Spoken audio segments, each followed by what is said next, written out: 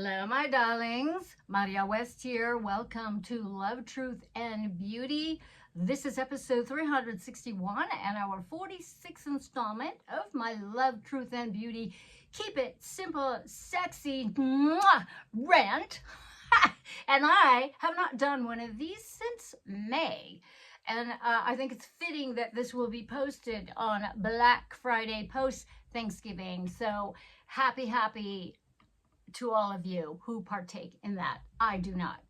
I just love, however, the impromptu happenings that can easily break the flow of, say, over-the-top Capricorn rising, induced taskmaster, drill sergeant, boss lady, get it done already, Maria. Yeah, that well-worn groove that, I'm sick of it. So I'm endeavoring to make some changes, but I digress. Now, there are interactions, my loves, as you know, that are so good as examples of the ridiculous effing wackadoodle nature that one must share its wonder and absurd profundity. So in today's video, I will share with you, my lovely viewers, a mundo bizarro experience that I had on the Facebook the other day, while continuing on with my quarterly, block-a-geddon on the Facebook. Now, I must say that there are a lot of folks on social media. Y'all must have money to burn and time to burn, because I utilize third-party apps to post on Facebook because I can't be bothered to get distracted. But when you're doing a block-a-geddon, you actually have to be logged in to black people. And somehow, every single effing time, I swear, that I log in, certain folks, they just can smell it. They know. And they get alerted to my presence, and shit goes awry, especially with followers of my public posts.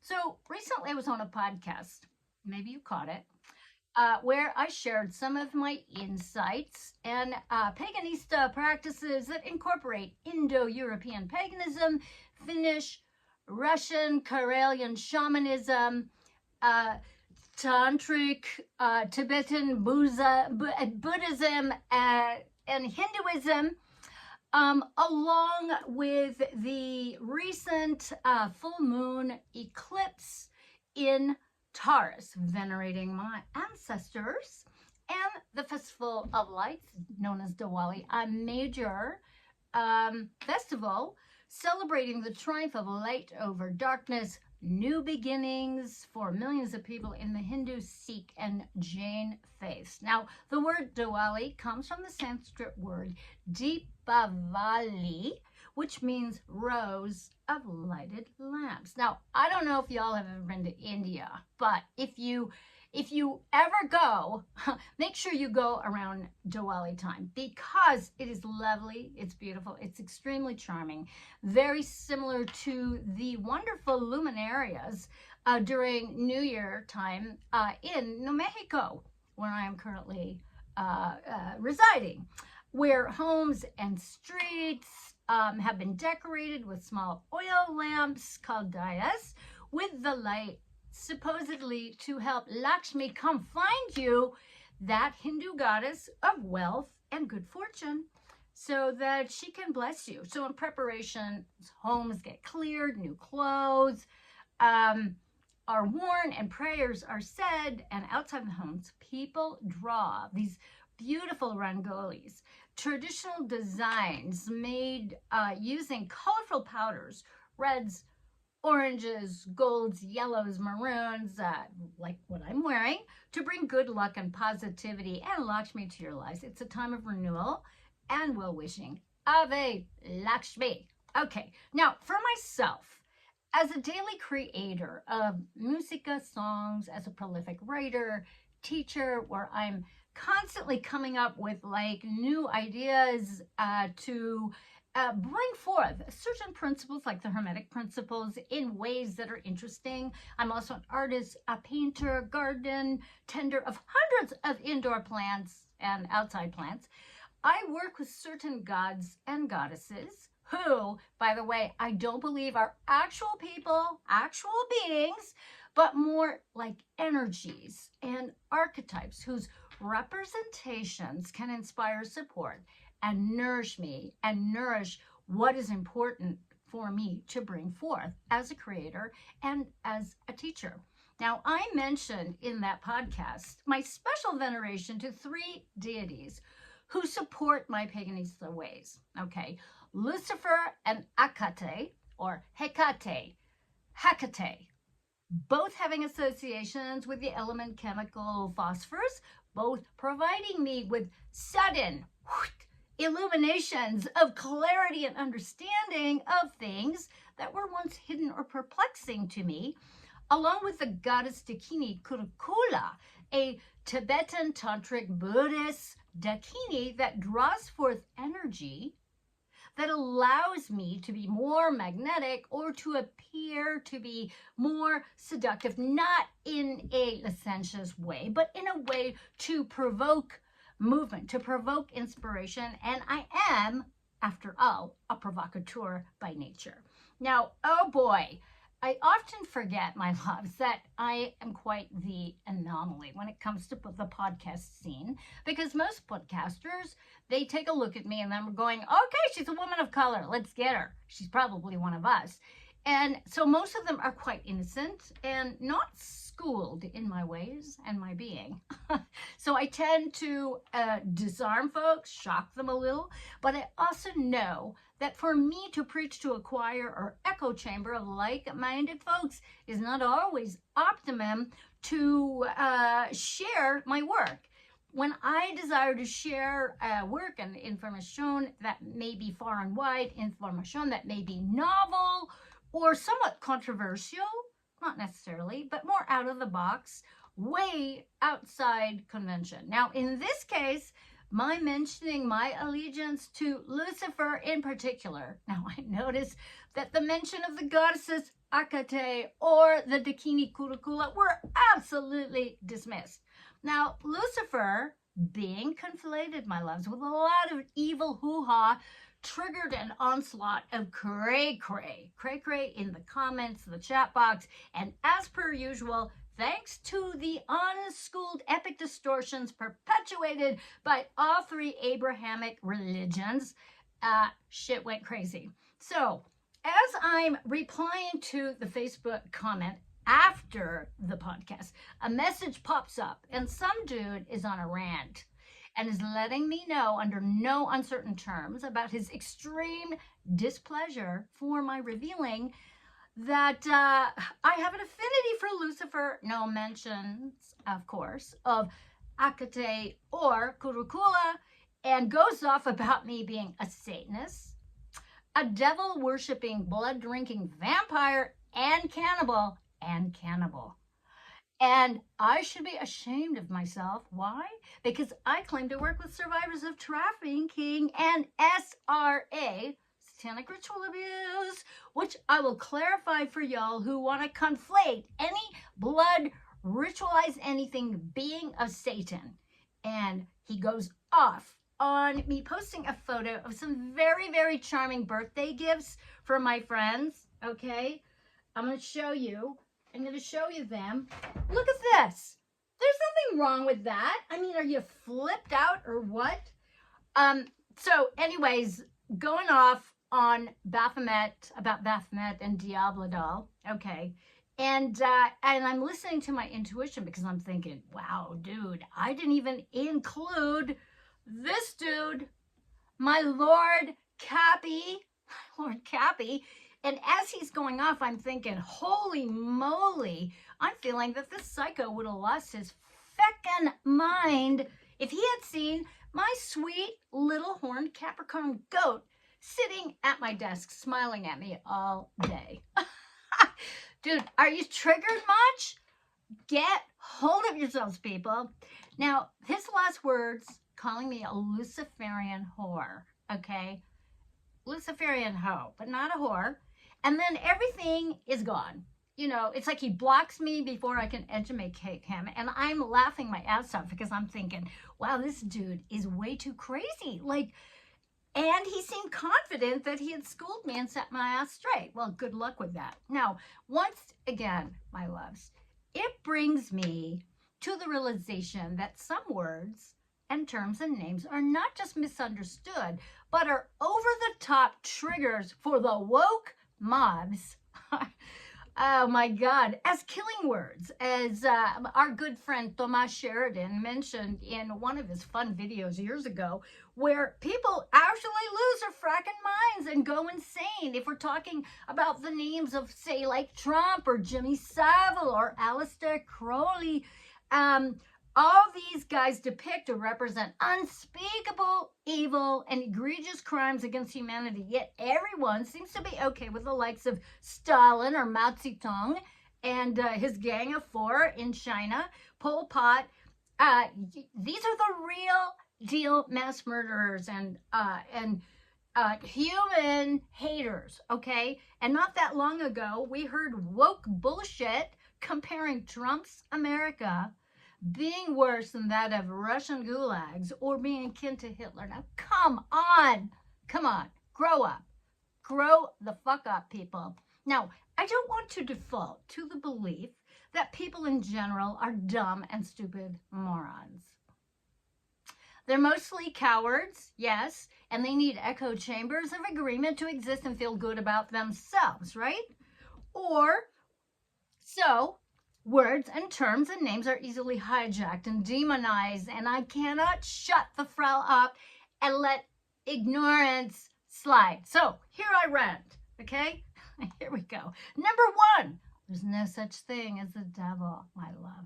There's no such thing. The devil is an example of extreme mind control and programming. So stop it.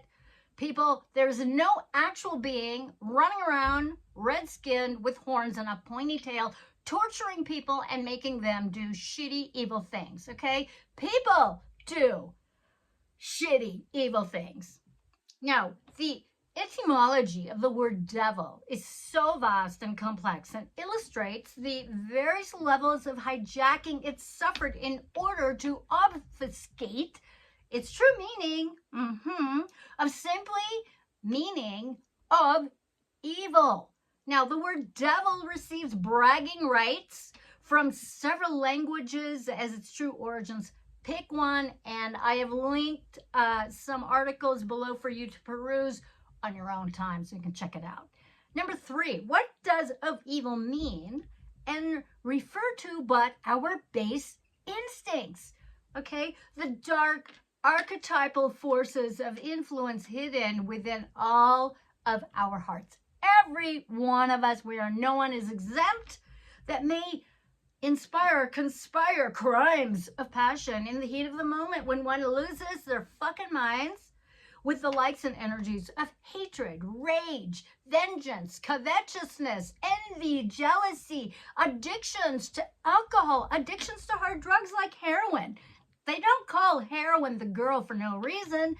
Not to mention lust, sexual addiction, sexual cray-cray, secret or not so secret obsessions, greed, crimes of passion, murderous frenzy, abandonment, banishments, addictions to drama, and fucked up relationships. Anything unhealthy, anything dramatic. Number four, that saying the devil made me do it. No, actually, you did it, idiot. Okay? You are enslaved and shackled to those base behaviors, those base feelings, emotions, those OCD thought loops, and you are out of control. So check yourselves, start doing the shadow work.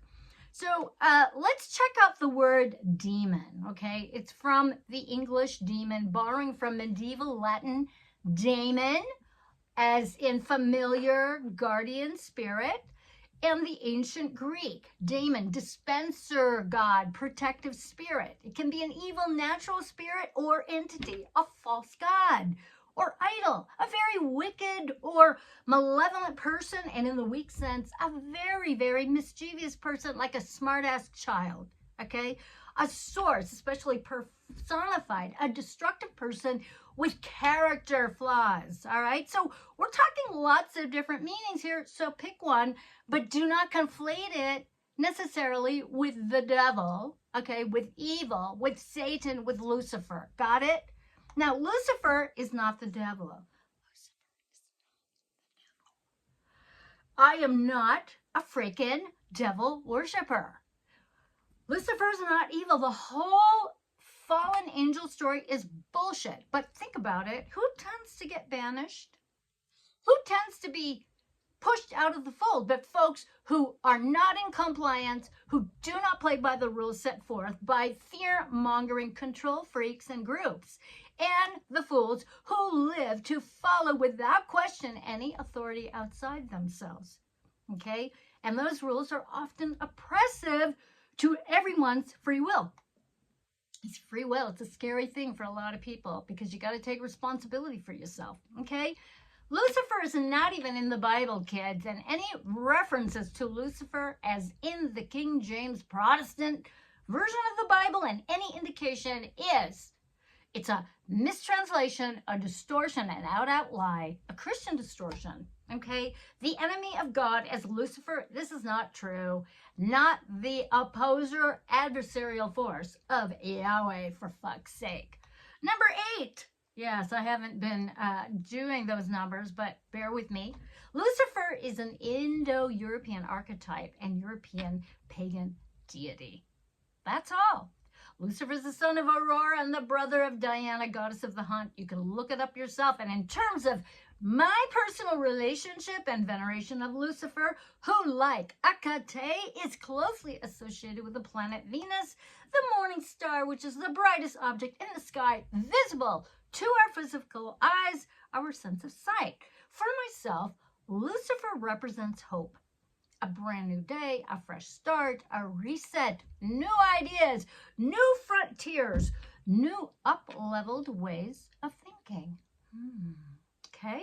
Very much aligned with the first Hermetic principle of mentalism. The all is mind, the universe is mental. Okay? Now, I especially invoke Lucifer's archetype as the bringer of light and hope in my universe, trusting the process of co-creation with the cosmos, divine inspiration. Now, in association with the chemical phosphorus. Phosphorus also helps our nerves and muscles do their job, allowing for physical action, physical movement, and also helps us convert and metabolize fat, carbs, and protein into life force energy so that we can move forward with our creations and act on them, right? When ignited, phosphorus emits a flash of light, if you will, of illumination in all directions, like a lightning bolt of inspiration, clarity, and vision akin to the Tower card in Tarot. Now, during those challenging times for me, when my creativity seems to have stalled or challenged, or I've been way too distracted by things, by people, by energies, unworthy of my time and energy. Now, funnily enough, when I was in my mid-30s and working with a homeopath, my constitutional remedy was phosphorus. After moving through rounds of pulsatilla, platina, and china. Now, phosphorus's keynote, lack of boundaries, which highlights extreme sensitivity to others and their darkness, being a bearer of light and overly giving to others and overtaking responsibility for others' shit, other people's decisions, bad decisions, etc. The exact opposite of the typical phosphorus. So I was actually tasked at that time to learn how to create and maintain boundaries or have my light gobbled up by light-seeking energy vampires as the light bearer that I am. Now, I consider the term Luciferian to mean illuminating, a flash of inspiration. Nothing evil or devilish or satanic, for fuck's sake. The banishment of ignorance or darkness. Got it? Now, the term Luciferian has been hijacked just like the word devil or Satan or demon and strikes the chord of fear and the, don't go there vibes. But morons of all three of the Abrahamic religions, Judaism, Christianity, and Islam, and all of their offshoots and factions, okay? Don't be offended. Don't get butt hurt. They all want you saturated in fear and reliant and at the mercy of their unexplored superstitions. This is all control, my loves. So the saying, the devil within, refers to the capacity we all have in our hearts to be evil. Got it? Now, so kids, let me tell you again, there's no such thing as Satan. It's a word that means adversary or opposer. Satanic is someone who's unconventional, and doesn't go to church necessarily, or in that respect, I guess I'm one because I don't go to church, okay? I don't follow convention. I think for myself. Now, in essence, making Satanism a religion is a means of saying F off to Christianity and the other Abrahamic religions. Now, regarding my work with survivors of trafficking and SRA, also known as satanic ritual abuse, dare I say the term exclusively, okay? And this is not true. It's not exclusively associated with Satanism, okay? I consider acts of war and any ethnic cleansing, mass murdering, politically warranted, carried out by military, junta thugs, gangs, warlords, hate mongers, or what have you, by all Abrahamic religions to be exactly that, blood rituals, an inversion to natural law, life-affirming sovereignty, not necessarily satanic, so be aware of generalizations. And also, not all blood rituals are a bad thing. Not all of them are negative, okay? So these rituals are all real. They span the spectrum, okay? Good, bad, ugly, beautiful, etc. And most in the spirit of usurping one's life force energies like blood. Okay, so sacrifices to the gods and goddesses over time immemorial, pagan and Christian, Abrahamic religions, and all the other faiths throughout our human history. Our ancestors did it all, honey. We offered up animals and, yes, babies, our sons and daughters, entire villages, forests and fields, other lands, offerings on pyres to be torched, platforms, sacrificial altars of blood and gore, battlefields, life and death for life. Now, those of you who haven't read the Satanic Bible, you need to do it, okay? Because that stuff is golden common sense, and it feels like a lot of y'all can do some of that, okay? Freedom to be your best set. Enough said. Okay, all right, kids, that is my speech. I have some links for you below where you can dive in and do your own research. So until next time, here is to love, truth, and beauty. Mwah!